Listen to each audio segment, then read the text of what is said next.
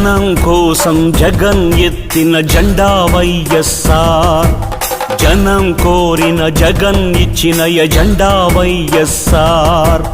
కదలిరా కలసిరా ఉరికిరా, కదలిరా కలసిరా ఉరికిరా,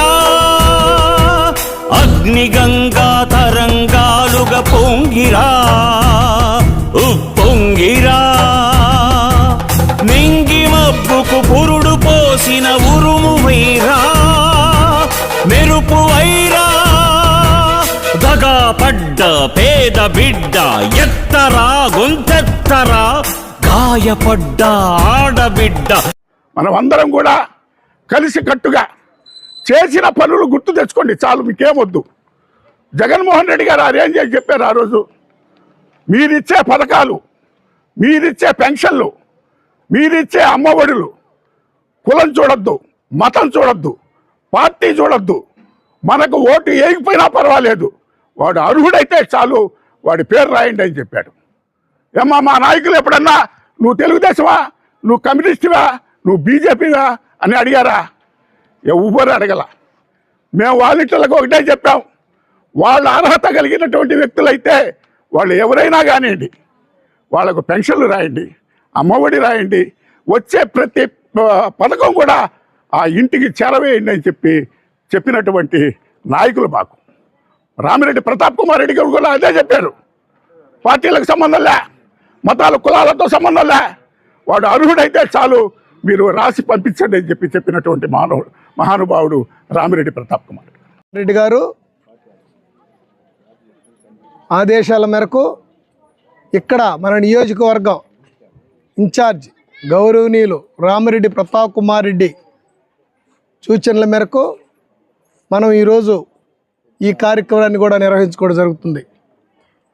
కిరణ్ మీ అందరికీ తెలిసిన పసిబిడ్డ, ఎందుకంటే చేవూరు తిరుపాలు ఈ వార్డులో ఏమేం చేశాడో, ఎంతకాలం దీన్ని తను గుప్పిట్లో అందరూ మన్ననలు పొంది ఎంత గొప్పగా ఉంచుకున్నాడో నాతో పాటు మనందరికీ తెలుసు.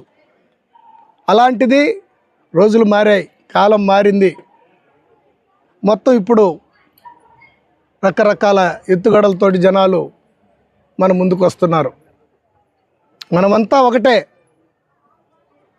ఎస్సీ ఎస్టీ బీసీ మైనార్టీ అగ్రకులంలో ఉండే పేదలు కూడా అందరు బిడ్డలు చదువుకోవాలా అని ఒక మంచి ఉద్దేశంతో ఇప్పుడు అన్న చెప్పినట్టు 17 కాలేజీల్లో 7 కాలేజీలు కంప్లీట్ చేసిస్తే ఇప్పుడు కూడా మన దగ్గర 1-2 మెడికల్ సీట్లు తప్ప మనోళ్ళు ఎవరు మెడికల్ కాలేజీలో చదివేవాళ్ళు కూడా పెద్దగా లేరు.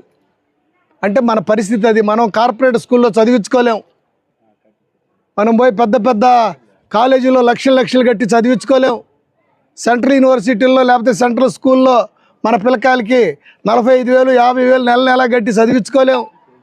ఈ పరిస్థితులన్నీ మనకు తెలుసు. మన బతుకులే అంతంత మాత్రం.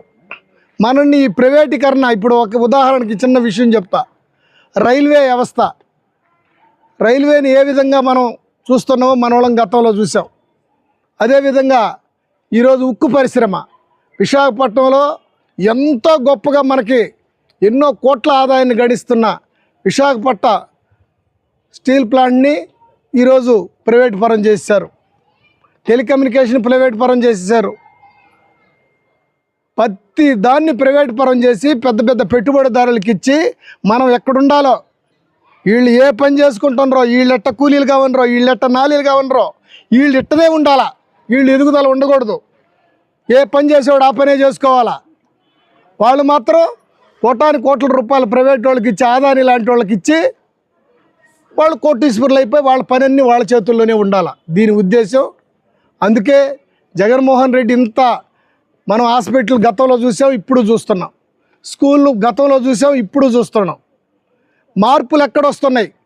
అతను ఏరేది ఆశించకుండా నా ఎస్సీలు, నా బీసీలు, నా ఓసీ, నా మైనార్టీలని అన్నందుకు కొంతమంది అగ్రకులస్తుల్లో కూడా పెద్దలకి ఏంద్రా నిద్రలేచిన కాడి నుంచి నా ఎస్సీలు నా ఎస్టీలు అంటున్నాడు, వీడికి మనం దెబ్బ కొట్టకపోతే కుదురుగుండడు అని చెప్పి ఒక రకంగా మన కోసమే జగన్మోహన్ రెడ్డికి ఇక కక్ష పెంచుకొని అతని మీద ఈర్ష్యతోటి చేశారు కొంతమంది. అలాంటి పరిస్థితులు మనం ఉదాహరణకు మన వాళ్ళలో చెప్పుకుందాం. నిన్న సచివాలయంలో ఉద్యోగాలు ఇస్తే జగన్మోహన్ రెడ్డి మన వాళ్ళలో కూడా సుమారు 10-15 మంది దాకా వచ్చినాయి.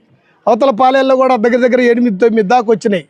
ఈ విధంగా మనోళ్ళు ఎన్ని ఉద్యోగాలు సంపాదించుకున్నారో మనందరం మన ఇంట్లోనే ఉండవల్లే మన చుట్టుపక్కల మనోళ్ళైన మన అన్నదమ్ముళ్ళు, అక్క చెల్లెళ్ళు, తమ్ముడు పిల్లకాయలు, అక్క పిల్లకాయలు అందరినీ కూడా చూసుకుంటే మనోళ్ళకి ఎంతోమందికి